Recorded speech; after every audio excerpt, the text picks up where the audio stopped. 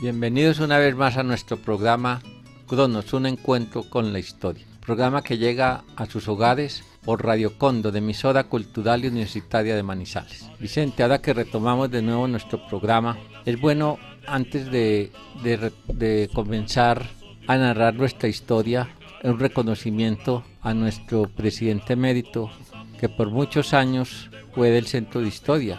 Quiero que usted le haga una introducción y un reconocimiento a ese personaje. José Germán, y a ustedes, amables oyentes, es de todos los manizaleños conocido pues el pasado deceso de el doctor Hernando Alzate López, un personaje de una gran talla intelectual, pero más que talla intelectual, diríamos de una gran personalidad, un hombre bueno en toda la extensión de la palabra, un gran profesional, un hombre cívico y un hombre que dejó una profunda huella en Manizales, así no se nota en la calle, pero cuando uno empieza a hablar con la gente y les explica quién es el muerto, dice, ah, sí, yo lo conocí, ese doctor esto, ese doctor aquello, este doctor, pero todos recuerdan con admiración y respeto la figura del doctor Hernando Alzate, un salamineño que se volvió manizaleño, un hombre de una muy buena trayectoria intelectual, un gran escritor, dejó varias obras. José Germán, porque no le recuerda a los oyentes alguna de esas obras. La historia de la medicina en Caldas y la historia de medicina en Manizales, porque en sus escritos se sacó un librito por medio del Centro de Historia sobre la historia de la medicina hasta los años 40 en Manizales. Ese libro se volvió ya una rareza bibliográfica y un gran elemento de análisis histórico. Ese libro pues está prácticamente en la biblioteca del Banco de la República, en la biblioteca del Centro de Historia y de algunas universidades. Ese libro es un libro de consulta porque allí están las vidas muy condensadas, por cierto, de una gran cantidad de médicos que también dejaron profunda huella en la ciudad. Y fue un escritor del diario La Patria, de revistas. Yo con gran certeza al Archivo Historial, la revista fue el restaurador de ella en la tercera época, y gracias a él y a su empeño y su dedicación, la revista todavía sigue en su edición. En este momento es la revista más antigua que tiene la ciudad de Manizales que esté funcionando. Esta revista vio la luz en 1918. Recordamos a nuestros oyentes que la revista fue fundada por don Otero de Acosta. Es una revista que recopila muchos aspectos de la historia comarcana, pero también tiene muchísimos artículos de historia nacional. Una revista, yo diría que especializada, pero sin mucha rimbombancia. Es una revista que trata muy fácil de entender los temas en que allí aparecen. Bueno, entonces ahora sí demos comienzo a nuestra historia en lo que habíamos dejado anteriormente. Pero perdón, José Germán, se nos olvidó otro aspecto muy interesante de la vida del doctor Hernando Alzate López. Él fue senador de la República. Cuando ser senador era un honor, y cuando esta gente trabajaba mucho más que los actuales senadores. Él fue un representante que tuvo Caldas en el Senado, no representante de la Cámara, sino senador con lujo de detalles. El hombre era un hombre supremamente inteligente y tuvo sus intervenciones maravillosas cuando, lo repito, el Senado estaba integrado por personajes de una gran trayectoria intelectual y moral, además de ser ciudadanos íntegros en todo el sentido estricto de la palabra. Bueno, gracias, Vicente. Y entonces, la vez pasada, nuestro último programa, habíamos dejado ya instalado y la repartición de lotes cuando habían llegado los primeros colonizadores. Ahí habíamos dejado con la idea de seguir ya con la fundación de Manizales. Entonces retomemos ese tema, Vicente. A ver, sí, José Germán. Tenemos que la ciudad que hoy conocemos, pues nunca se la imaginaron nuestros fundadores. Porque ellos mismos lo dicen muy ingenuamente en entrevistas que le hicieron, sobre todo Otero da Costa, a algunos de los fundadores supervivientes, pues en 1914 les hizo una entrevista y ellos le dijeron, nosotros nunca pensamos que esta fundación o este pueblo fuese a adquirir la importancia que hoy en día tiene. Estamos hablando pues de lo que ellos dijeron hace un poquito más de un siglo. mucho más dirían hoy lo mismo, que la ciudad es totalmente distinta a lo que ellos imaginaron. Y fue tan distinta que mire usted que por ejemplo, las manzanas las trazaron de 80 metros de lado, las calles tenían solamente 10 varas de ancho, o sea, 8 metros, y la ciudad era totalmente falduda, es decir, fue asentada en un terreno supremamente difícil. Con el modernismo y con los incendios la ciudad sufrió una transformación increíble porque se vio la necesidad de irla adecuando a los tiempos modernos y se hicieron unos banqueos enormes. Uno lee, por ejemplo, en el libro de la historia de Manizales de don Luis Londoño, cómo se hicieron muchas calles y cómo fueron aquellos banqueos.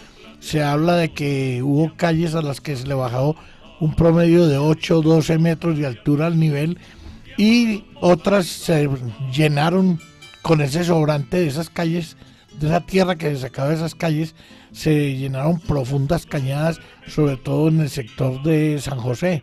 Pero ellos mismos, estos primeros historiadores, narran lo difícil que era ir de un extremo a otro de la ciudad, pues por la desigualdad del terreno. Es indudable, y mucha gente lo ha dicho y mucha gente lo experimenta, la odisea para tener la ciudad que hoy tenemos, que han tenido nuestros conciudadanos, y por eso en cierta forma una propaganda que salía antiguamente, que no sé por qué se suspendió, en donde decía que Manizales era el mayor desafío de una raza, y eso no es rimbombante, eso es verdad. Si usted ve la historia de cómo se hizo el cable, de cómo se hizo el ferrocarril, inclusive hoy en día, año 2015, cómo se está adecuando la vía panamericana en el sector que sube a Letras, o la carretera del Magdalena, mejor dicho, uno se da cuenta que es una verdadera proeza de ingeniería y de tenacidad, ir adaptando estas faldas, estas breñas, a las exigencias del tráfico moderno y de la evolución que ha tenido el mundo y el país. Es una tenacidad. ¿Qué quiere decir eso? Que somos diferentes en muchas cosas a otras ciudades del país. Lo que es que yo digo, hombre, uno va a hacer una ciudad como Cali es muy fácil, no es sino mandar un obrero con una escoba barriendo y detrás una máquina asfaltando. No, aquí hay que hacer el terreno primero, después ver que ese terreno se asiente, después hacer las grandes obras de ingeniería para que ese terreno no se deslice o no se desmorone, y luego, por último, tratar de pavimentarlo o adecuarlo al tráfico moderno. Eso cuesta muchísima plata, cuesta mucho tiempo y además cuesta demasiados problemas.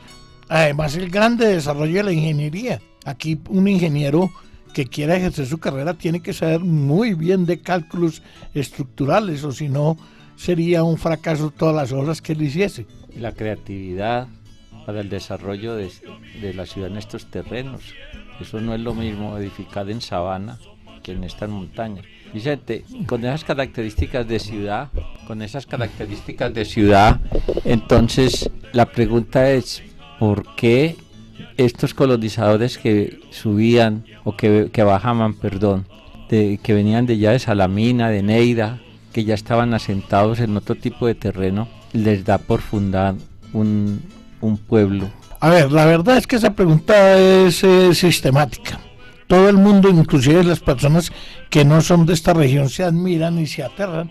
Y la primera pregunta que hacen, hombre, pero ¿cómo se les ocurre fundar una ciudad en un filo de estos? Eso tiene mucha explicación. Recuerde que como la colonización se hizo por todos los filos de la montaña, es decir, usted no ve caminos en los valles profundos de los ríos o de los poquitos riachuelos, siempre las va a ver usted en lo alto de una colina. No me vayan a decir a mí que Salamina no es una ciudad también de muy difícil topografía. Usted ve en Antioquia la mayoría de los pueblos en unas lomas que uno dice, esto es inaudito que funde una ciudad ahí. Ve un ejemplo en Serma, Risaralda, todos los pueblos están dentro de unas montañas y desafiando esas montañas. ¿Por qué? Porque los caminos iban por todo el eje de la cordillera, y se dice muy empíricamente que era para poder divisar hacia dónde iban. Eso puede tener cierta realidad o cierta verdad esa afirmación, pero lo que yo sí digo es que esa verdadera posición de atalaya que se le dio a Manizales, eso fue pensado estratégicamente. Y fue pensado estratégicamente porque recuerden, lo hemos dicho en muchas partes, esto más que una ciudad fue un fortín militar. Esto fue una ciudad de frontera, había que mantener una vigilancia constante ante el avance de las tropas caucanas, que nunca vieron con buenos ojos que Antioquia clavara una flecha en su propio centro, en su propio límite, y había que controlarlo. Entonces, mire la posición tan privilegiada en que se situó la ciudad. Yo diría que eso, más que cualquier otra consideración, justificó la fundación de una ciudad en este sitio tan difícil. En los años 1842 mencionábamos que el nombre de Manizales ya se oía, y tanto es así que usted mismo nos comentaba en archivos y en notariales de Medellín, figuraba casi un censo casi de 500 personas por el año 1842, pero era como un paso, ya Manizales era un paso que había que pasar. La gente que ineludible, venía, además, tenía que pasar obligatoriamente, la gente que iba para Cali o la que iba para Ibagué o la que tenían ese punto era estratégico, pasar por el sitio de Manizales. Como por analogía ponemos, hoy hay que pasar por letras, por decir, o por la línea. En ese momento hoy había que pasar por Manizales. Era un camino, pero no había nada, todavía no tenía su capilla, pues que la identificara como un pueblo.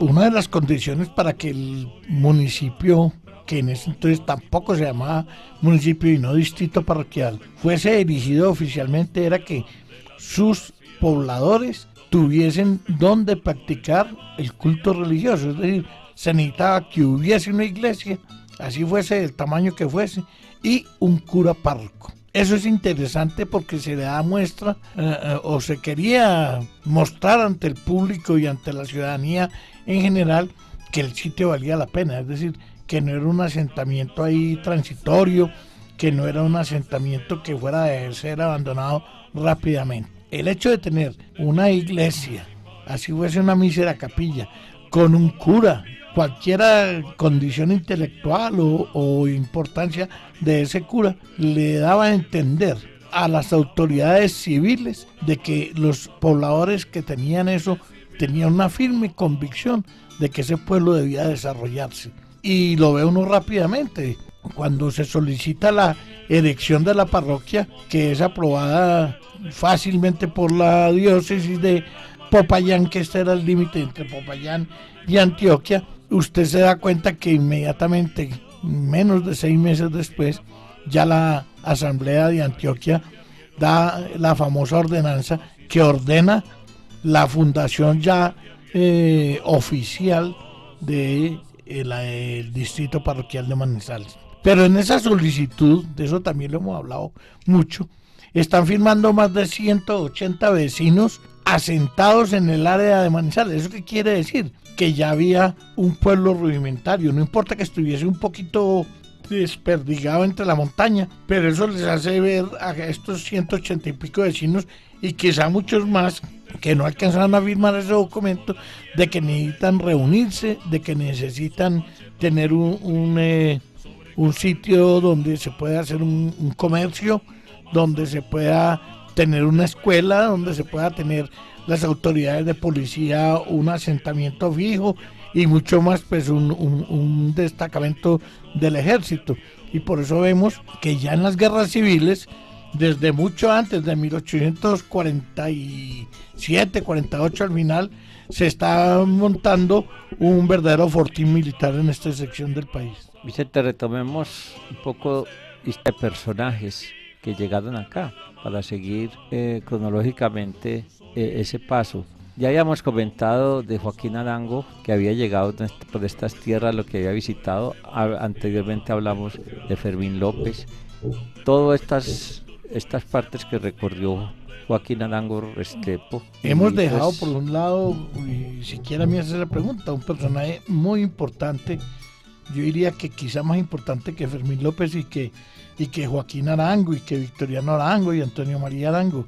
Estamos hablando de don Marcelino Palacio. Recuerde que don Marcelino Palacio recibe una carta de los hermanos Degengar, que eran unos ingenieros químicos que estaban en Marmato. Recibe una carta en que lo invitan a que los acompañe como guía a subir hasta el Nevado del Ruiz para ayudar a hacer exploraciones, ver la calidad de las tierras y su capacidad aurífera, es decir, si había minas y si esas minas tenían riqueza de alguna importancia para ser explotadas científicamente, como estaban haciendo pues ya los alemanes, los ingleses y algunos franceses en las minas de Marmato. Yo diría que este personaje, que uno empieza a analizarlo, las peleas que él tiene con Elías González en Salamina, en Neira, después pasa a ser administrador de la concesionaria González y Salazar, el papel tan descollante que hace en los primeros días de Manizales, cuando él mismo solicita que se cree un mercado público y compra todos los productos.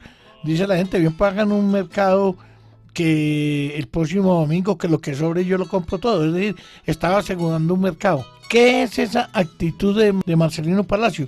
Hombre, está asegurando que el campesino que está desperdigado en la montaña tenga dónde sacar sus productos y que se le asegure que esos productos van a ser vendidos, no importa en qué circunstancias, pero los va a vender. O sea, que va a haber un mercado, y eso hace que haya un desarrollo comercial y un desarrollo social. Porque las plazas de mercado de los pueblos, más que de las ciudades, todo el mundo sabe que en ellas no solo se venden papas, yucas y demás elementos, sino que es la parte donde se encuentran, donde se pactan matrimonios, donde se dan las noticias de los muertos, donde se hacen las campañas políticas, en donde el pueblo puede intercambiar ideas y noticias uno a otro. Yo diría que la plaza de mercado es un sitio de encuentro social más que un sitio de encuentro comercial, y que esas plazas de mercado van dando una fisonomía a cada pueblo. Me explico, usted por ejemplo en la historia de Aranzazu uno se da cuenta que ya también venden papas, yucas, panelas, es decir, pero el principal mercado por mucho tiempo fue la cabuya, y eso hizo que se extendiera la industria del frique en esa región. Lo mismo pasaba aquí se concentraron en los derivados de la leche, y por eso se habla de un gran comercio de quesos y de animales, o sobre todo pues carne que iba para las minas, y eso le va dando una fisonomía propia a cada pueblo y una especialización dentro del comercio regional.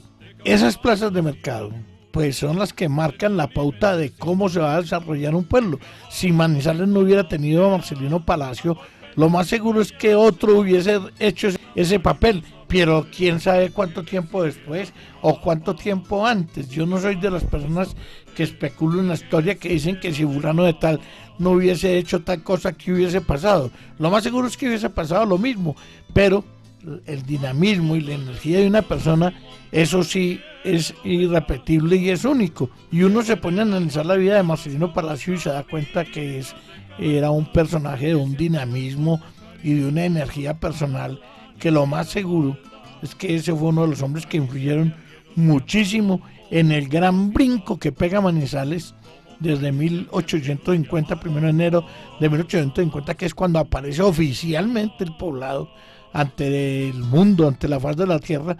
Apareció oficialmente y ya reconocido como el estado, como un sitio poblado. En esos 10, 15 o 20 años primeros, Marcelino fue alcalde, fue personero, fue concejal, es decir, desempeñó muchísimos puestos de la administración pública, pero siempre va a haber la figura de Marcelino Palacio desempeñando un papel de progreso y de avisoramiento de lo que va a pasar después. Y también lo vemos en las famosas revoluciones, que es uno de los primeros vecinos cuando entraban las tropas contrarias a la creencia política de él, que lo buscan y es el primero que detienen. Es decir, le tenían miedo porque sabían que era un hombre que tenía una influencia grande dentro de determinadas personas, y había que neutralizarlo, así fuera deteniéndolo por unos días o embargando sus bienes o expropiándole tierras, como en efecto sucedió muchas veces. Marcelino Palacio estaba sentado inicialmente en Neira, él se sentó primero en Salamina y subió a Neira. Sí, ese es el prototipo del hombre de la colonización antioqueña. Es un hombre que viene desde Abejorral, caminando y a medida que la colonización se va extendiendo hacia el sur, él está jugando un papel importantísimo en cada pueblo donde va llegando y se va dando cuenta que cada pueblo que se va fundando es un pueblo que le abre a él muchísimas posibilidades, pues de tener un lucro personal, obvio, pero de descollar como un verdadero líder social. ¿Con qué gente él se alió para subir acá, Manizales? A ver, él concretamente no aparece como entre los primeros fundadores, pero sí aparece entre los primeros pobladores. Y cuando se hace el reparto de los lotes de la ciudad, él recibe uno en todo el marco de la plaza. Es donde hoy en día está el edificio de don Néstor Buitrago. Y entre otras cosas fue la primera casa de tapia que se construyó en Manizales. Mire que el hombre está siempre adelante, o imponiendo una moda o un estilo de vida que rápidamente es copiado. Yo diría que es uno de los líderes que no se ha estudiado con la verdadera profundidad que merece un análisis histórico de las acciones de ese señor, de don Marcelino Palacio. Es interesante verlo en los archivos de la alcaldía y del consejo, la cantidad de cosas en las que él interviene. Lo vemos como revolucionario ante ciertos gobiernos, lo vemos peleando a favor del gobierno durante otros gobiernos, lo vemos proponiendo siempre acciones, repito y no me canso de decirlo, acciones en bien del progreso del pueblo que están haciendo. Yo diría que ese es un líder que merece un estudio mucho más a fondo, y por eso se da uno cuenta que la familia de él ha sido una familia siempre de los que llaman aquí del curubito, es decir, personaje que siempre ha estado ligado por sangre y por trabajo al gran progreso de la ciudad. Gente, esa famosa expedición de los 20, yo creo que es muy, aprovechando este medio de comunicación, esa idea que tienes en el libro, en donde escribes sobre la famosa expedición de los 20, refutando muchas cosas que se habla anteriormente. ¿Por qué no nos amplías esa A ver, esa para idea? que mucha gente lo entienda, del libro que está hablando el doctor José Germán Hoyos, es un libro que está dividido en dos libros. En dos partes. Sí, no, pero dos libros. El uno, que se llama La Fundación de Manizales, un mito en apuros, la parte urbana. Es un libro que la carátula es azul, y hay otro que se llama La Fundación de Manizales, un mito en apuros, que es rojo, y en donde se habla solamente de la parte rural. En estos dos libros yo trato de demostrar, y en efecto demuestro con documentos y con deducciones muy lógicas, el verdadero proceso del repartimiento de la tierra, la justificación legal para hacer muchas de las cosas que se hicieron en los primeros días de la ciudad. Yo he dicho en muchas partes que eso no fue construyamos aquí, no. Había un planito muy inocente y muy sencillo que se desarrolló, un plano que parece que había sido preestudiado en la gobernación de Antioquia, porque en varios documentos se lee, se ajustará al plano que se ha presentado, es decir, había un esbozo de lo que se quería hacer.